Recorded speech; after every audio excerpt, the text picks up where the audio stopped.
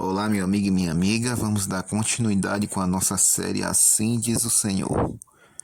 O paralítico de Betesda, João capítulo 5. O tanque de Betesda possuía 5 alpendres. Alpendre é definido no dicionário como um telheiro, meia água, varanda coberta.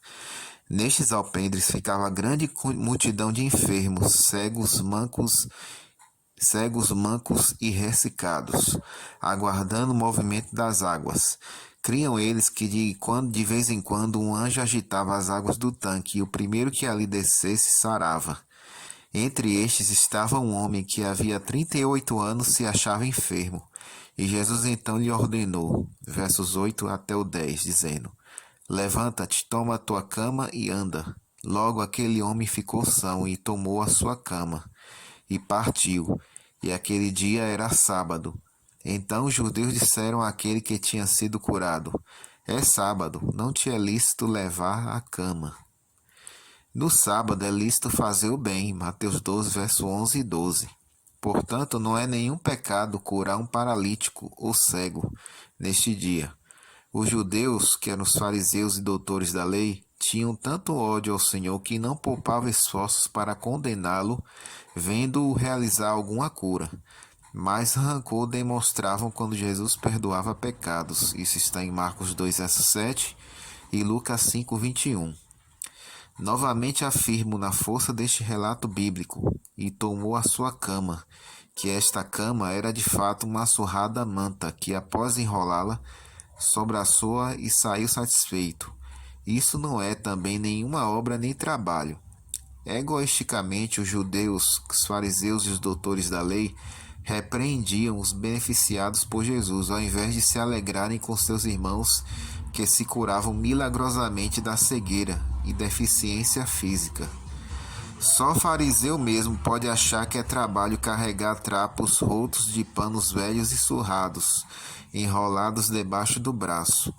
Não é à toa que Jesus os classifica de raça de víboras, Mateus 23, verso 33, e Mateus 12, verso 34. Quando os judeus disseram ao paralítico que não era lícito carregar a cama, não é porque ele estivesse transgredindo o mandamento do sábado. Não, 1000 vezes não. Os judeus o estavam recriminando por quebrar a parafernália criada pelos doutores da lei. Lucas 11:46, Mateus 23, verso 14. Eram 39 tradições inconsequentes, vazias, escandalosas e indigestas.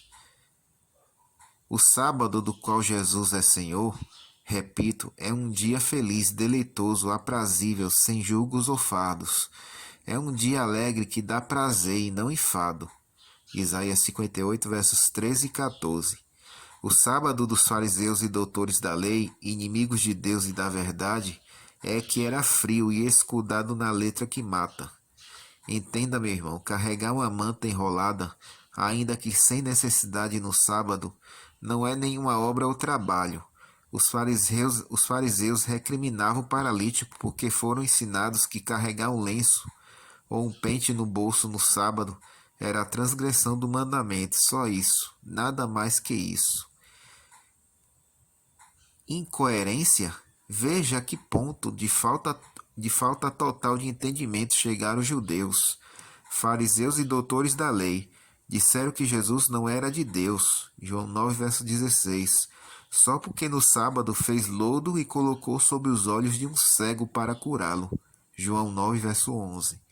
A acusação dos fariseus contra Cristo foi que transgrediu o sábado curando, fazendo lodo e mandando o cego lavar o rosto.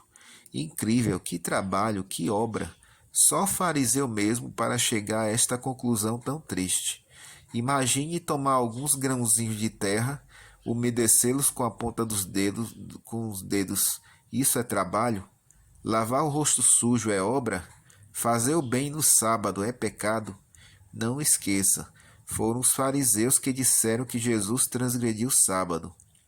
Isso está em João 5, versos 16 e 18. Meu querido amigo e irmão, os fariseus estavam errados, cegos de inveja, ódio e ciúmes, que foram os sentimentos que levaram Lúcifer à transgressão. O sábado nunca foi questionado nem transgredido pelo Senhor Jesus. Se Jesus desejasse, apenas daria uma ordem e o cego ficaria curado.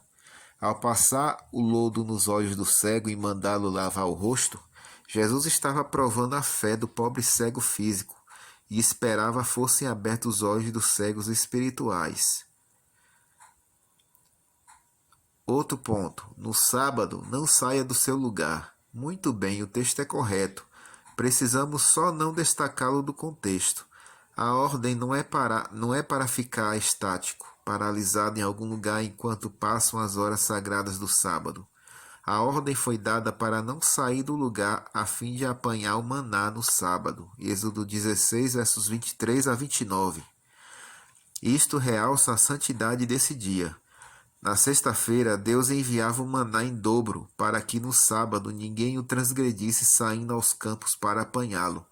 O sábado é santo. Nele, a padaria do céu não funcionava. Outro ponto. Paulo disse que quem não trabalha não deve comer. Isso é verdadeiro ainda nos dias atuais. Só não devemos esquecer de imitá-lo. Filipenses 3,17. Já que ele assim exige, ok? Paulo trabalhava durante a semana inteira, mas no sábado ele ia sempre à igreja. Isso está em Atos 18, verso 1 a 4. Este costume de ir à igreja aos sábados era evidente na vida de Paulo.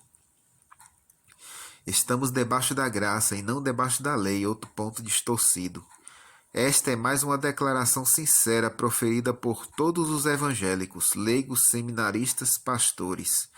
Porém, torna-se uma expressão sem peso, que lhe dão quando isolada do contexto bíblico. Veja bem, o que é um fora da lei? É aquele foragido da justiça, o que transgrediu a lei existente para proteger os cidadãos. Se está fora da lei, evidentemente está sob sua penalidade. Da mesma maneira, os cristãos que estão debaixo da graça não podem estar fora da lei. A graça se torna uma dádiva para os que obedecem, mas Deus também tem uma lei para identificar os obedientes. Por isso dizemos, só se pode estar debaixo da graça estando dentro da lei. Qual o grande mandamento da lei? Mateus 22, verso 36. Jesus definiu a lei como sendo amor a Deus e amor ao próximo. Sábia e divinamente, Deus dividiu seus 10 mandamentos em duas partes. Assim que os primeiros 4 mandamentos dizem de nossa obrigação para com Deus, e os 6 restantes de nossa obrigação e respeito ao nosso semelhante. Por conseguinte, destes 2 mandamentos depende toda a lei. Então, qual o grande mandamento da lei? A resposta é a lei toda. Eu fui arrebatado no dia do Senhor, Apocalipse 1, verso 10. Qual é o dia do Senhor? Observe, Deus chama o sábado de meu santo dia. Isso está em Isaías 58, 13. Mateus denomina o sábado de dia do Senhor, Mateus 12, verso 8. Marcos e Lucas fazem o mesmo. Está em Marcos 22, verso 28 e Lucas 6, verso 5. Deus diz, lembra-te do dia de sábado para o santificar. Êxodo 20, verso 8 a 11. Paulo, ao implantar o cristianismo na Europa, o fez em um dia de sábado. Atos 16, versos 13, 11 e 12. Paulo era fabricante de tendas e trabalhava durante a semana, mas no sábado fechava a oficina e dirigia-se à igreja. Tiago diz que quem quebra um mandamento é culpado de todos, transgrediu conscientemente toda a lei. Isso está em Tiago 2, verso 10. João chama de mentiroso quem diz guardar a lei só de boca. Isso está em 1 João 2, verso 4. Jesus exortou seus discípulos a orar para evitar transgredir o sábado. Mateus 24, verso 20. Jesus disse que quem o ama guarda os seus mandamentos. João 14, verso 15. Por isso ele criou e conservou o sábado. Jesus afirmou que quem o ama deve andar como ele andou. 1 João 2, verso 6. O próprio Jesus, guardava o sábado. Isso está em Lucas 4,16 e Mateus 5,17 e 18. Os evangelistas Mateus, Marcos e Lucas escreveram seus evangelhos por volta do ano 61 d.C. Paulo escreveu suas epístolas em um espaço compreendido entre os anos 51 a 68 depois de Cristo. João escreveu o Apocalipse no ano 97 depois de Cristo. Há, portanto, uma diferença muito pequena entre eles, 30 anos mais ou menos, em que possa ter acontecido a mudança do dia de repouso e não ficasse definida como tal. É impossível que em tão pouco tempo o mundo tivesse esquecido ou deixado de tomar conhecimento da mudança do sábado para o domingo. Mais impossível ainda é que em apenas este espaço de tempo João tenha se referido ao domingo e não ao sábado, levando-se em conta que todos os evangelistas e apóstolos só mencionavam o sábado como o dia do Senhor. O domingo não aparece na Bíblia nenhuma vez. O sábado só no Novo Testamento aparece 59 vezes. Ademais, não seria tremenda contradição achar que João ensine que seja o domingo o dia do Senhor, e depois Deus dá-lhe uma visão e nela apresenta a arca que continha os 10 mandamentos, e ali consigne o sábado escrito pelo seu próprio dedo? Como coadunar o pseudo-domingo do Apocalipse 1:10 com o inexorável sábado em Apocalipse 11:17? Se não há contradição na palavra de Deus, temos então de aceitar o que é mais correto e lógico, estribando-se no conjunto de escrituras paralelas contextuais, isto é, que o dia do Senhor mencionado na Bíblia é o sábado, e sempre o será, pois que ele é claro e contundente em toda a Bíblia. Essa é a nossa reflexão de hoje. Que Deus esteja com cada um de vocês.